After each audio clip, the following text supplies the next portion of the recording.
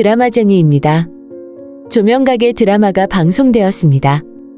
알고 보니 현주 엄마 정유희가 조명가게 주인의 딸이었네요. 조명가게를 운영하면서 삶과 그 너머의 모든 걸 다 알고 있을 거라 생각했었지만 결국 아빠를 먼저 알아본 건 정유희, 그의 딸이었죠. 아마도 사람들이 삶을 마치고 다른 세상으로 가는 여정에 보너스처럼 주어진 이 세상의 마지막 3일 동안은 아주 특별한 능력을 부여받는 게 아닌가 싶은데요. 사실 정유희뿐 아니라 점점 키가 커지던 박혜원, 그리고 버스 운전기사 오승원의 마지막 3일을 보면 경계선을 헤매는 이들과 아닌 사람을 분명하게 구분하는 시선을 가지고 있었죠. 오승원과 박혜원은 서로가 같은 운명이라는 걸 확인하고 한탄하는 그런 장면도 나왔는데요. 하지만 그들은 사랑하는 이들이 다시 생이 펼쳐진 삶의 세계로 갈 수 있도록 조명가게로 안내해주는 엄청난 노력을 하게 되죠. 이렇게 해피엔딩으로 마감이 될 것 같았던 조명가게 드라마는 아주 행복하지만은 않은 몇 가지 의문을 남겨둔 채 대단원의 막을 내렸습니다. 아마도 나머지는 시청자 몫의 해석을 하라는 의미가 아닌가 생각되는데요. 가장 의문이었던 건 원작과는 너무도 달랐던 김현민과 이지영의 관계였네요. 그 관계의 반전을 극명하게 보여주는 부분이 드라마의 가장 마지막 장면인데요. 정신과 상담을 받았지만 속 시원한 답을 구할 수 없었던 김현민은 버스 사고가 났던 장소로 갔었죠.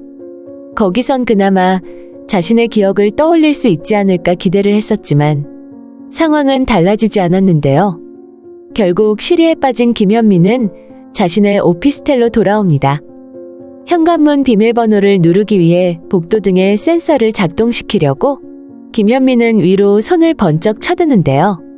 사실 원작에서는 복도에 서서 센서 등을 켜기 위해 손을 들어 흔드는 장면이 과거 두 사람의 데이트 장면과 오버랩되는 상황이 연출되었죠. 사람들이 붐비는 약속 장소에서 이지영을 발견한 김현민이 자신이 여기 있다며 손을 번쩍 들었는데요. 그걸 보고 반가워 거의 폴짝폴짝 뛰다시피 마주 손을 흔드는 이지영의 행복한 미소가 원작의 두 사람의 엔딩 장면이었습니다. 하지만 원작과 다르게 드라마는 아주 처참한 모습으로 그 마지막을 장식했습니다. 다리를 잃은 김현민이 휠체어에 앉아 손을 번쩍 들어 센스 등을 켤 때 바로 그 손에 이지영이 매달려 있는 섬찟한 장면이었던 건데요.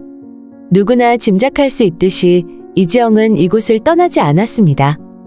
이지영은 김현민을 조명가게 앞까지 데리고 가서 자신의 빛을 찾아 떠나라고 했죠. 그리고는 자신도 따라갈 거라 말을 했었네요. 조명가게 바로 앞에서의 대화라 조명가게까지 따라가겠다는 의미의 말은 아닌데요. 더구나 첫 장면, 버스 사고로 김현민이 목숨을 잃었다는 그 부모의 문자가 날아왔을 때 집으로 돌아온 이지영은 나도 너 있는 곳으로 갈게 답을 했었네요. 이미 그때는 자신의 생을 마감할 모든 준비를 마친 마지막 순간에 보낸 문자였습니다. 바로 직후에 김현민이 살아있다는 답이 왔지만 그땐 이미 너무 늦어 있었던 것이고요. 마지막으로 보낸 문자 답이 이지영의 모든 마음을 나타내고 있는 것인데요. 너 있는 곳으로 갈게. 결국 김현민을 조명가게로 들여보내고 시간이 조금 지나고 나서 이지영은 조명가게를 들여다보았었죠. 하지만 가게 안에는 김현민이 없었습니다. 이미 자신의 빛을 찾아 가버렸던 건데요. 자신이 김현민에게 그랬던 것처럼 혹시 김현민이 돌아서 나올 수도 있을 거라 생각했던 이지영은 빈 가게 안을 들여다보며 울음을 쏟았네요. 아마도 그때 이지영은 알게 되었겠죠. 김현민이 기억이 돌아온 것처럼 자신에게 쇼를 했었다는 것을 말이죠. 만일 진짜 기억이 돌아왔던 거라면 김현민은 자신을 혼자 두고 삶을 찾아갈 그럴 사람이 아니었으니까요. 하지만 그는 혼자 떠났습니다. 결국은 자신을 그리고 자신과의 사랑을 기억하지 못했다는 것인데요. 그래서 이지영은 오열할 수밖에 없었던 거죠.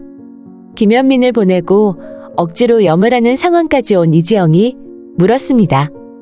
그는 왜 나를 기억하지 못하는 걸까요? 그는 나를 사랑하지 않았던 걸까요?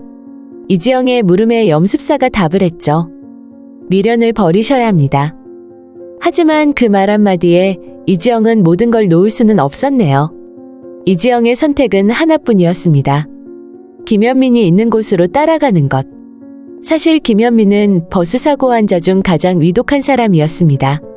하지만 이지영은 자신이 손수 바느질까지 해서 김현민의 상처가 치유되도록 애를 썼었죠. 더구나 김현민을 조명가게 앞으로 데려가긴 했지만 김현민은 조금도 의지를 가진 입장이 아니었네요. 가게에 들어와 어리둥절 전구를 찾는 김현민에게 조명가게 주인이 했던 말 기억나실 텐데요. 당신의 의지가 아니군요. 아마도 조금만 더 시간을 지체했었다면 밖으로 쫓겨날 수도 있었겠죠. 하지만 바로 그 순간 운이 좋았는지 나빴는지 김현민은 빛이 반짝이는 조명등을 발견했고 그걸 가지고 삶의 시간으로 돌아가고 말았습니다. 결국 흑백 장면에서 빠져나가 컬러의 세상으로 간 것인데요. 드라마 7회에는 흑백 장면과 컬러 장면이 분리가 돼서 나옵니다. 그것은 조명가게 주인이 여기는 어디입니까? 질문하는 양성식에게 이곳은 사후세계입니다. 대답하는 상황부터 장면이 흑백으로 전환이 된 것이죠. 아마도 지금 중환자실의 환자들과 사고로 세상을 떠난 사람들이 만나고 있는 상황이 모두 사후세계에서 일어나고 있는 상황이라는 걸 대비해서 보여주기 위한 장치 같은데요. 특이한 건 사후세계인 어둡고 긴 골목에 등장한 농구공은 혼자만 컬러를 유지하고 빛을 담고 있었다는 것이죠. 이건 권영지 간호사가 농구공을 돌려주겠다며 찾아온 남자 꼬마에게 자신이 어시스트가 되겠다고 했던 말과 연결이 되어 있는데요. 권영지는 농구공을 허지웅 학생이 입원해 있는 침대 아래 두었습니다. 그 농구공은 허지웅이 원래 가지고 있던 것이었죠. 버스가 강으로 추락하던 절체절명의 순간에 허지웅은 초등학생 꼬마 목에 그것을 걸어주었던 건데요. 아마도 목에 걸린 농구공이 튜브 역할을 해서 그 꼬마는 살아났던 것 같네요. 그래서 그 공은 이쪽 세상의 컬러를 가진 채 그쪽 세상으로 던져졌던 것이죠. 그 꼬마가 그걸 붙잡고 살았듯이 허지웅 역시 거기 매달리라고 말이죠. 남에게 베푼 선행이 자신을 구할 수 있도록 권영지가 어시스트를 해준 것인데요. 또 하나 특이한 점은 버스기사의 죄책감과 책임감이 보여준 절실한 행동입니다. 사고가 자신의 실수로 인해 생겼기 때문에 버스기사는 자신이 이미 이 세상과 작별해야 할 입장이라는 걸 알면서도 남은 3일을 경계선에서 헤매는 사람들을 위해 안간힘을 쓰며 보냈었죠. 이 작품의 제목이 조명가게라는 이름이지만 부제를 덧붙인다면 세상을 떠나는 이들이 보내는 마지막 3일에 대한 이야기라고 이름 지을 수도 있겠다는 생각입니다. 이들의 대부분이 자신에게 남겨진 중요한 3일을 자신이 아닌 사랑하는 사람들을 위해 안간힘을 쓰는 이야기들로 모여 있으니까요. 김현민이 혼자서 살아보겠다고 전구등을 들고 삶의 시간으로 간 것과는 달리 시나리오 작가 윤선혜는 정반대의 선택을 합니다. 이미 자신이 들어선 곳이 사후세계인데다 자신이 사랑하는 연인 박혜원은 거기에 계속 머물러야 한다는 걸 알고 있는 입장인데요. 그걸 알게 된 상황에 자신의 의지라는 걸 발동시켜 혼자 삶의 시계를 다시 이어갈 이유는 없다고 판단한 것이죠. 하필이면 사고가 나던 바로 그 순간까지 윤선혜는 박혜원에게 계속 불평불만을 쏟아붓고 있었던 건데요. 그렇지만 박혜원은 사고 순간에 윤선혜가 다칠까 걱정이 돼서 손에 깍지를 끼고는 절대 놓아주지 않았었죠. 윤선혜 입장에서는 자신만의 생명을 위해 의지를 작동하기에는 마음 힘이 부족했을 것으로 생각이 되네요. 윤선혜는 결국 조명가게 안에서 자신의 것을 깨뜨리는 마지막 선택을 했습니다. 그리고 조명가게 주인의 딸로 밝혀진 정유인은 자신의 딸 현주를 살리기 위해 아버지에게 간절한 부탁을 하게 되고 외할아버지 찬스로 현주는 극적으로 생명의 빛을 얻게 되는데요. 가장 불행한 커플은 이 드라마의 주인공이다시피 한 김현민과 이지영 커플이네요.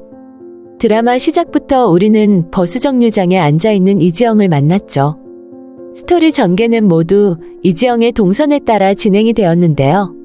그러다 결국 가장 처참한 모습으로 엔딩 장면을 장식하게 된 것이고요. 여기서 의문은 왜 원작과 다른 결말에 이르렀나 하는 부분입니다. 그리고 이지영과 김현민의 마지막 모습이 시사하는 게 무엇인가 하는 부분인데요. 아마도 원작자인 강풀 작가는 자신의 세계관을 좀 더 넓히는 과정에 서비스처럼 우리가 가진 샤머니즘적인 요소를 살짝 넣었던 게 아닌가 생각이 됩니다. 이곳이 어디인가 이상하게 여기는 양성식의 질문에 그곳을 사후세계라고 조명가게 주인이 표현한 게 바로 그 첫 번째인데요. 강풀 작가의 세계관은 항상 이곳 사후세계도 사람이 사는 곳이라는 말로 표현합니다. 그것을 증명이라도 하듯이 빛이 세상으로 가는 걸 포기한 정선혜와 박혜원이 행복한 일상을 이어가는 장면이 나왔었죠. 그리고 그곳에 가서도 여전히 버스기사로 살아가는 오승원의 모습도 나왔는데요. 하지만 이지영과 김현민에게는 우리가 가지고 있던 기존의 관습적 개념을 적용해 다양한 각도에서 스토리를 펼쳐낸 것으로 보입니다. 우선 이지영의 생애의 마지막 순간으로 돌아가서 보면 그 부모의 섣부른 판단으로 억울하게 이지영이 생을 마감한 건 맞습니다. 하지만 그것은 분명 스스로 선택한 것이었죠. 다른 사람들처럼 사고가 생겨 어쩔 수 없었던 게 아니라 자신이 결정했다는 것이 매우 다른 점인데요. 더구나 자신의 사랑을 확인받기 위해 이지영은 죽기 살기 김현민 곁을 떠나지 않고 계속 그를 살려내는데 안간힘을 씁니다. 처음 사고가 났을 때부터 생명을 유지한다는 게 불가능하다는 의료진의 예측을 뒤집어 놓을 정도로 안간힘으로 자신이 사랑하는 김현민을 살려놓기 위해 애를 썼었는데요. 결론적으로 보면 김현민을 살려야겠다는 마음, 그리고 정신이 돌아온 김현민이 자신과의 사랑을 기억하도록 만들겠다는 의지가 결국 한으로 변형되어 버린 게 아닌가 생각이 되네요. 그래서 결국 이지영은 자신이 가야 할 세상으로 가지 못하고 아직 김현민을 따라다니고 있는 것이죠. 물론 국수가게 주인인 김상훈으로부터 능력을 인계받은 양성식이 이곳에 있어서는 안 되는 인물들을 다른 세상으로 보내는 역할을 하고 있기 때문에 언젠가는 이지영 역시 자신이 가야 할 곳으로 가게 되는 것이지만 그 마지막의 스토리가 너무 가슴을 아프게 하네요. 그렇게 안간힘으로 살려놓은 김현민은 하체를 쓸 수 없어 의료기기에 의존하는 입장이 되었고 더구나 정신이 온전하지 않은 상태로 혼자서 삶을 영위할 수 있기나 할까 우려가 되는 상황에 드라마가 마감되었기 때문입니다. 결정적으로 김현민은 이지영이 그토록 원했던 그들의 사랑을 기억하지 못하는데요. 기억에는 없다 치더라도 그래도 사랑하는 존재가 있었다는 것을 다행이라거나 아름답게 생각하는 게 아니라 귀찮고 불편하게 여기는 상황까지 표현이 되었었죠. 아마도 작가가 이 부분을 이렇게 표현한 건 이지영이 자신의 사랑 때문에 행위했던 김현민에 대한 이타심은 정말 상대를 위한 이타심이 아니라 자신을 위한 이기심이 아니었을까 다시금 반추해보도록 만드는 장면입니다. 이지영 입장에서는 사랑하는 김현민을 따라 생을 마감했던 것이었죠. 하지만 사후세계에서 만난 김현민은 자신을 알아보지도 못했는데요. 만신창이가 된 몸 때문에 그런 거라 생각한 이지영은 자신이 할 수 있는 한의 것을 다해 정신도 돌려놓겠다 마음먹었고 또 그렇게 행동도 했었죠. 이지영은 다른 세상으로 가야 할 시한을 넘기면서까지 김현민을 살려내기 위해 안간힘을 썼었는데요. 결정적으로 김현민의 기억이 되살아난 건 이지영이 귀신 상태로 버스에 올라 김현민을 압박한 때문이었죠. 이지영 입장에선 어쩔 수 없는 선택이었던 것 같은데요. 충격요법 덕분인지 김현민은 정신이 들었고 이지영을 알아보는 상황까지 갔습니다. 하지만 조금 이상한 건 김현민의 태도였네요. 이지영이 세상을 떠났고 자신의 입장이 지금 경계선에서 헤매고 있다는 걸 알게 되었지만 김현민은 자신이 왜 이지영을 몰라봤을까 하는 말만 계속 되뇌었네요. 정말 사랑하는 사이였다면 두 사람이 지금 처한 상황이 너무도 슬퍼서 고통의 감정도 쏟아져 나왔을 것 같은데요. 또한 그동안 얼마나 힘들었냐며 껴안고 보듬는 장면도 나왔어야 하는데요. 하지만 김현민은 왜 몰라봤지? 같은 말만 반복했었죠. 더구나 원래 이지영은 농아였던 상황이었습니다. 말을 못하기 때문에 종이에 글자를 쓰거나 핸드폰 문자로 소통하는 게 전부였는데요. 하지만 그런 변화에 대해 김현민은 한마디도 언급하지 않았습니다. 그게 가장 궁금했을 수도 있는데 말이죠. 결론을 놓고 볼 때 김현민은 아마도 두려운 마음에 모든 걸 기억한다고 거짓말을 한 게 아닐까 생각이 되네요. 물론 임사체험을 하게 된 사람들의 경우 사후세계에서 보고 들은 것은 모두 기억에서 지워진 채 원래의 삶으로 돌아온다고 하는데요. 하지만 일상으로 다시 돌아온 상황에서도 김현민은 버스 사고 이전에 그토록 사랑했던 이지영을 전혀 기억하지 못했죠. 정신과 의사 앞에서의 태도를 봐도 예전의 여자친구의 기억을 해야 한다는 그 자체에 심한 부담감을 가지고 고통받고 있었는데요. 아마도 김현민이 이지영을 온전히 기억하지 못하는 건 결국 포기했어야 할 김현민의 생명을 안간힘으로 이지영이 살려놓았기 때문이 아닐까 생각이 되네요. 세상에는 세상의 섭리가 있다고 합니다. 우선 이 두 사람의 문제는 이지영에게서 시작했죠. 제일 큰 문제가 생애 마감을 스스로 결정했다는 것인데요. 그리고 또 있네요. 앞서 말씀드렸지만 가만히 두었으면 김현민은 그야말로 사후세계에서 서로 만날 수 있었을 텐데 이지영은 경계를 떠도는 그 상황에 사랑의 기억을 되돌려놓고 싶어서 안간힘을 쓰며 김현민 몸의 회복을 위해 자신이 힘을 썼다는 것입니다. 결국 회복이 되고 사후세계에서 탈출하는 것에는 성공을 했지만 이지영이 원하는 건 이룰 수가 없었던 건데요. 이건 섭리를 거스르는 자에게 내리는 일종의 형벌일 수도 있다는 생각이 드네요. 강풀 작가가 이런 부분을 세계관에 접목했다는 것도 조금 흥미롭지만 또 하나 재미있는 건 현주가 조명가게 주인인 외할아버지 찬스로 다시 생명의 빛을 보게 된 것이죠. 조명가게 주인은 오래전 자신의 딸 정유이도 그렇게 구했었죠. 엄마처럼 그렇게 다시 생명의 땅으로 건너오게 된 현주는 중환자실 권영지 간호사처럼 이곳 사람이 아닌 사람들과도 소통이 가능하게 되었네요.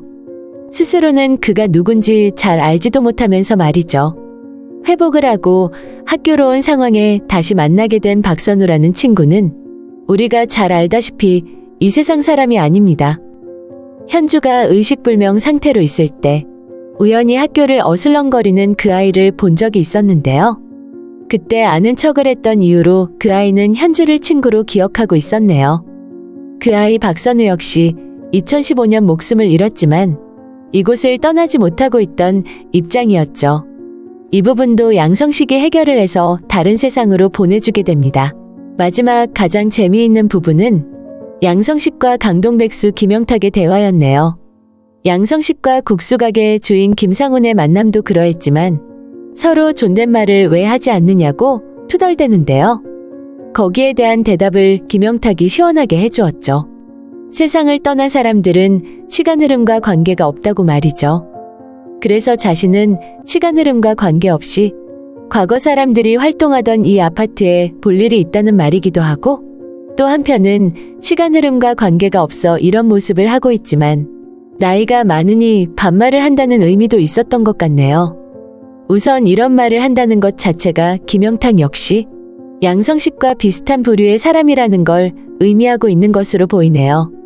크레딧 이후에 나오는 덧붙임 영상은 김현민과 이지영의 국부적인 스토리를 전환시켜 좀 더 넓은 시선으로 드라마의 마지막을 보라는 의미로 조금 경쾌하게 마지막을 장식했는데요.